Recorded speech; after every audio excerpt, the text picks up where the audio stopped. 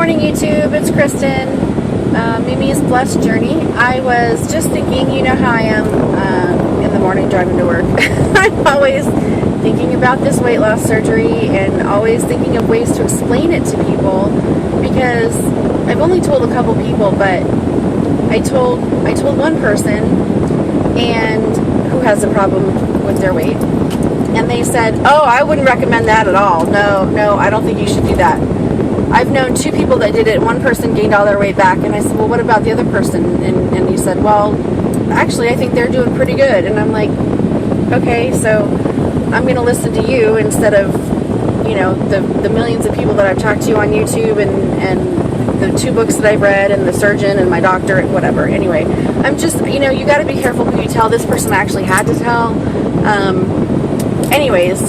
And then I told somebody else, and that, you know, was a friend, and just not as supportive as I thought. You know, he just kind of, I mean, he obviously didn't say this, but it was kind of like well, why would you go through all of that? Because I was showing him a little video of like a 40-second video of what they literally do in surgery and how they take the stomach out and this and that for the sleeve. And he was like, "Why would you do that? Wouldn't you just want to work out and like eat less?"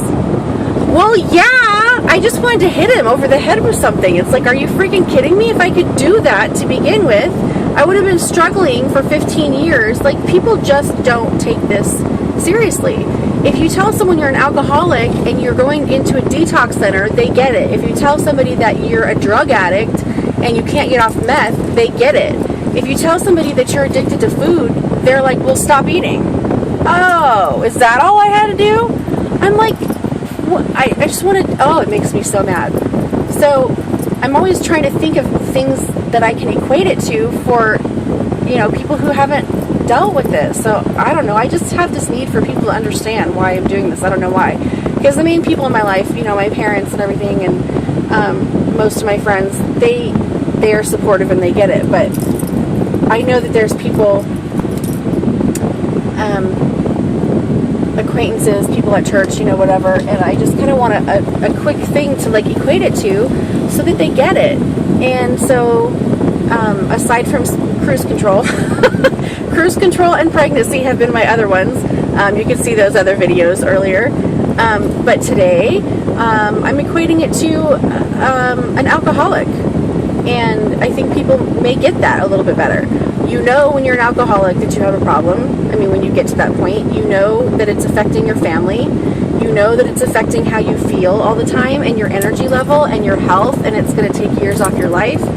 And so I guess that would be, well, why don't you just stop drinking? You know, it's not like that. So you go to AA meetings because you realize, yeah, I have a problem and I can lick this by myself and I can just stop drinking. So, but you know you need support, so you go to AA meetings and you agree with everything they say and you want to stop and you're all on board, and then you start drinking again. So then a couple months later you go to AA meetings again, you get all on board and your emotions are all there and you're all ready and you're committed, and then it works for a couple months and then you start drinking again. And you can only be on that cycle for so long before you realize that you have a problem that AA alone is not going to treat. You have to get treatment first and then follow it up with AA. So then you go to a detox center, which is what I would say is like having surgery. And say at this detox center, they can implant something in you that will cause you to not want alcohol anymore. So you're all excited. You're like, this has been the answer to my prayers. If I could just get something to where I don't want alcohol anymore, that'll be it. I'll be cured. It'll be awesome. I'll get my life back. So you go to this detox center and you get something that you get this thing implanted in you that causes you to not like alcohol anymore. So you're doing great. Like, you're a year sober, everything's perfect. You're not drinking alcohol anymore. And then something happens with your job, or something happens with a relationship, or something happens, you just start realizing, you know what, it wasn't necessarily alcohol that I miss, it's what it did for me. It's the feeling that it gave me. It's the solace that it gave me whenever I had a problem. I would run to it, or I didn't have to feel the anxiety as much, or I did it when I was sad, or I did it to celebrate with my family and friends. Went to a wedding the other night and they had alcohol and I couldn't drink alcohol, and this sucks. I miss how lighthearted it made me feel and having fun with other people. So it's not necessarily the alcohol itself that you miss. It is what it did for you, how it made you feel, how you used it to celebrate. So my point is, if you don't, it's not the food, people. It's not the food. It's what it does for an addict. It's the fact that it makes me feel better. It's the fact that it's everywhere. It's how people generally celebrate. It's all around the holidays. It's there when you're lonely. It's there when you're sad. It's there when you're happy. It's there all the time. And it releases endorphins, and it does all kinds of stuff for you. And even though you know it's basically killing you when you overuse it, it's not the food. It's how it makes you feel, and that's why addicts have a problem with it. And the other thing is, when you could be around a moderate alcoholic, or a functioning alcoholic, or a functioning drug addict, and never know that they have a problem when they go home, that they have, 3 bottles of wine. You may not ever know that about somebody if they're functioning alcoholic. But on the inside, it's still killing them, and it's still hurting their family, and it's still having negative effects on them. You can't be a food addict in secret. Chances are it's going to show. This thing hits me in the head every time I turn. You can't be a food addict in the closet. It shows. So when you have a problem with food, it shows, and you get judged for it. If you are an alcoholic, you can hide it for the most part. And then if you can't hide it, then people judge you for that too.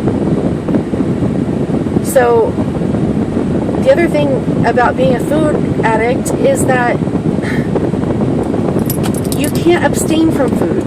You can abstain from alcohol once you get it under control. Once you get your cravings under control, you can just stay away from alcohol.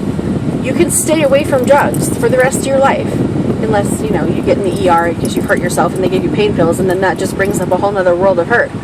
But you can't abstain from food. You can't just say, fine, that's it, I'm never going to eat again. You can't do that.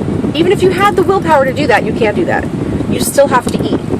So the point is, food addiction is different than any other addiction. It's very obvious to everyone else that you're struggling with it. You get judged for it. And it's not the food itself, it's how it makes you feel and what it does for you. And you can't abstain from it. You have to get it under control and learn how to eat and choose. And so that makes it a struggle at every meal. That makes it a struggle at every holiday. That makes it a struggle going to the grocery store, going to restaurants, enjoying birthday parties, going to weddings, going to holidays. I mean, it's everywhere. So the point is, like any addiction, it's not the actual drug, it's not the actual alcohol, it's not the actual food, it's how it makes you feel when you do it. It's the alleviating the anxiety or the stress or the loneliness. It's filling that hole that is there with the wrong thing.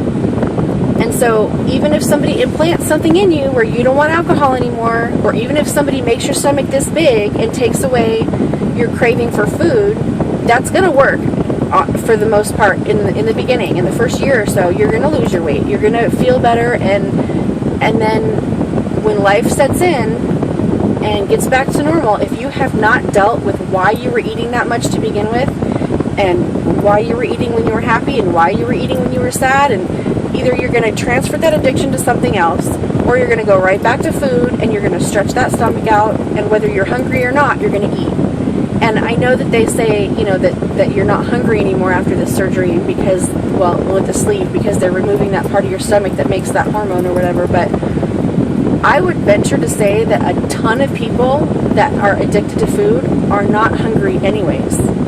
You may feel the need to eat, but it's not true hunger. It's the hunger for what the food makes you feel. I don't remember, before I started this journey, I don't remember the last time I felt truly hungry. I would always eat way before I'd feel hungry. So I don't know that taking away the hunger is going to really help. It's a nice side effect, it's a nice benefit, but I'm not pinning my hopes on that because I was never really hungry to begin with. I would eat long before I ever got hungry. So I guess I'm just probably in vain, but searching for a way to explain to other people that haven't had a food addiction how serious it is. Because yeah, I was showing my friend and he's like, that is a serious surgery. I'm like, yeah, they're taking out like 90% of your stomach, you know, it's a huge surgery. And his response was, well, why would you want to do that? Wouldn't you want to just work out or, you know, and eat right? And I'm just thinking, really? Yes, I would love to do it on my own. I would love to work out on my own and eat right on my own. If I could do that, I wouldn't be opting to have this serious surgery that's putting my life in jeopardy. I mean, seriously, everybody could die on the operating table. So it makes me mad that people don't take it as seriously as they should. I guess they don't understand it. So I heard somebody else say, you get judged when you're fat, and then when you tell them what you're going to do about it, you get judged for that too. And it's frustrating. You know, it's hurtful, it's frustrating.